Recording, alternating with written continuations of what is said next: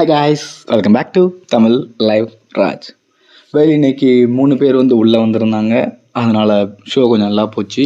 But நிறைய பேருக்கு ஒரு டவுட் இருந்திருக்கும், என்னடா இது டைட்டில் வின்னர் கோவிச்சிட்டு போனதுக்கும் மாயா அப்போ ஒரு இப்போ வெளியே போகிறாங்களே அப்படின்னு சொல்லி ஒரு சென்ட் ஆஃப் பண்ணாததுக்கும் பயங்கரமாக ரிட்டன் வச்சு செய்யின்னு செய்வார் அப்படின்னு நிறைய பேர் எதிர்பார்த்துருந்துருக்கலாம். ஸோ அப்படி எதிர்பார்த்த அடியவர்களில் யாவும் ஒருவன் அப்படின்னே சொல்லலாம்.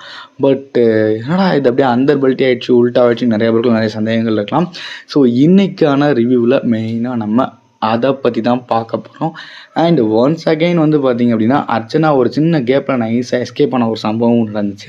ஸோ இந்த 2 மெயின் திங் தான் நம்ம பார்க்க போகிறோம். அண்ட் மிட் வீக் எலெக்ஷன் பற்றி ஆல்ரெடி நம்ம சேனலில் வீடியோஸ் போஸ்ட் பண்ணிட்டாங்க. ஆக்சுவலாக எலெக்ஷன் ஆகிறதுக்கு முன்னாடியே போஸ்ட் பண்ணிட்டாங்க. ஸோ இதுவும் எதிர்பார்த்த ஒன்று தான், விஜய் வர்மா வெளியே போனது. ஸோ இந்த 3 இம்பார்ட்டண்டான விஷயங்களை பற்றி தான் இன்றைக்கி டிஸ்கஸ் பண்ண போகிறோம். ஓகே, பார்க்கலாமா? Hi, Tamil live Raj.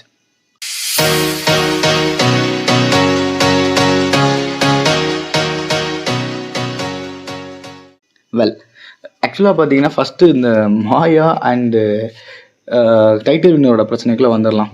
ஏன்னா எனக்கு தெரிஞ்ச ஒரு விஷயம் என்னென்னா, கண்டிப்பாக டெஃபினட்டாக நான் மாயா சென்ட் ஆஃப் பண்ணாதப்பையும் டைட்டில் வின்னர் பேசிட்டு போகும்போதும் விக்ரம் பேசிட்டு போகும்போதும் நான் நினச்சது இந்த ஒரு விஷயம் தான், டெஃபினட்டாக இது அவங்களுக்குள்ள சால்வ் ஆகிடும் அப்படிங்கிறது தான். பிகாஸ் எனக்கு இந்த ஷோ அப்படிங்கிறத தாண்டி அவங்களோட உண்மையான சைடை மேபி உள்ளே வச்சு, ஐ மீன் பாசிட்டிவான வேலை தான் சொல்கிறேன், மேபி விக்ரம் பார்த்துருந்துருக்கலாம். ஃபார் எக்ஸாம்பிள், இந்த ஷோவுக்காக அவங்க நிறையா பண்ணலாம். ஃபார் எக்ஸாம்பிள், ஷோக்கு கேமுக்காக என்ன வேணால் பண்ணலாம், எப்படி வேணால் பண்ணலாம் அப்படின்னு ஒரு விஷயம் இருக்குது. இதெல்லாம் தாண்டி ஷோ முடிஞ்சதுக்கப்புறமே நம்ம மோஸ்ட் ப்ராபப்ளி நமக்கு காட்டப்படுறது, அந்த 1 ஹவரில் நம்ம காட்டப்படுறது பார்த்திங்கன்னா ஷோஸ் மட்டும்தான். ஸோ நம்மளை என்டர்டெயின் பண்ணுறதுக்கும், நம்மளை பார்க்க ஒரு பார்க்க ரொம்ப சூப்பராக கொண்டு போகிறதுக்கும், நம்ம என்டர்டெய்னிங்காக இருக்கிறதுக்கும், ஒரு க்யூரியஸாக இருக்கிறதுக்கும் தான் அந்த 1 ஹவர் ஷோ போடுறாங்க. அப்பார்ட் ஃப்ரம் தேட், அந்த ஒரு கேரிங் அப்படிங்கிறது மேபி இருந்திருந்திருக்கலாம் அப்படின்னு நான் சொல்கிறேன். பிகாஸ் இது இண்டஸ்ட்ரீஸில் ஒர்க் பண்ணுற நிறைய பேருக்கு தெரிஞ்சிருக்கும், அண்ட் ஆஃபீஸர்ஸில் ஒர்க் பண்ணுற நிறைய பேருக்கு தெரிஞ்சிருக்கும். அஃபிஷியல் அப்படிங்கிறது வேறு, அண்ட் பர்சனல் அப்படிங்கிறது வேறு. ஒரே 2 பர்சன்ஸ் நீங்கள் பார்த்தீங்கன்னா, அஃபிஷியல் அப்படி பயங்கரமாக அடிச்சுட்டு பயங்கரமாக சண்டை போடுவாங்க, நீ இதை பண்ண தப்பு செஞ்சிருக்கூடாது, வைக்கக்கூடாது அப்படின்ட்டு. அந்த 6 மணி முடிஞ்சதுக்கப்புறம் பார்த்தீங்கன்னா, வெளியே வந்ததுக்கப்புறம் அது சூப்பராக இருக்கும், அந்த ஒரு நட்பு நல்லாயிருக்கும்.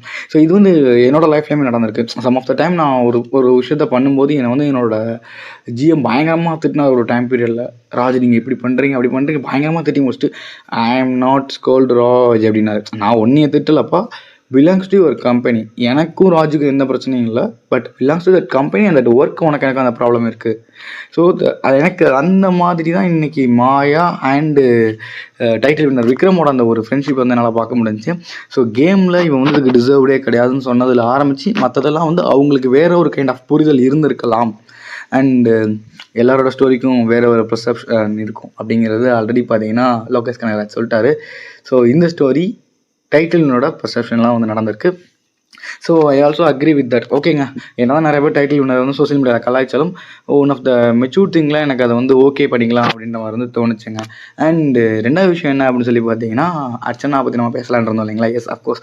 ஆக்சுவலாக பார்த்தீங்கன்னா, அகைன் அந்த பிரச்சனையை அர்ச்சனா ஃபீல் பண்ண, அதை மறுபடியும் பூதாகரமாக எதுக்கு இந்த பருத்தி மூட்டை அப்படின்னு சொல்லி ரொம்ப அன்பால் அழைக்கப்படக்கூடிய நம்ம பிராவோ அதுக்கு நடுவராக நிற்க, இது ஒரு சம்பவமாக கொண்டு போகும்போது எக்ஸாக்டாக கரெக்டான பாயிண்ட்டை அகைன் தினேஷ் கொண்டு வரும்போது, அர்ச்சனா நான் ஓடிட்டல்ல அப்படிங்கிற மாதிரி கலந்து போனாங்க. ஸோ இதையும் நம்மளால் பார்க்க முடிஞ்சது.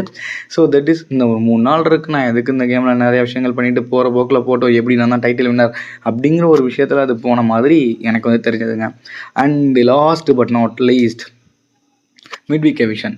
ஸோ மிட் வீக் எவிக்ஷன் எல்லாருமே எதிர்பார்த்தது தான். And most probably Vijay Varma தான் போவார்ன்றதும் நிறையா கெஸஸ் கண்டிப்பாக டெஃபினட்டாக இருந்திருக்கும்.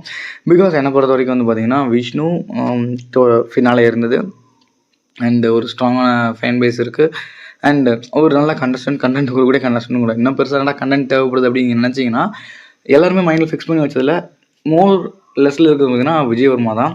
ஏன்னா இப்போ லாஸ்ட் ஒரு 2 to 3 வீக்ஸில் மாயாவை எப்படி கொண்டு போயிட்டாங்கன்னா, அது வரைக்கும் ஒரு பேட் இம்ப்ரெஷன் இருந்த மாயா அவங்க ஒரு என்டர்டைனர், அவங்க நல்லா பண்ணுறாங்க, அவங்களோட என்டர்டைன்மெண்ட் இல்லைன்னா அந்த ஷோவே இல்லை அப்படிங்கிற மாதிரி ஒரு பிம்பத்தை கிரியேட் பண்ணி, இட் மேபி பிம்பம் ஆர் ரியல் ஒரு விஷயத்தை கிரியேட் பண்ணி மாயா கொண்டு போயிட்டாங்க. அண்ட் விஜய் அர்ச்சனா ஆல்ரெடி இந்த பீக், ஸோ அது ஒன்றுமே பண்ண முடியாது.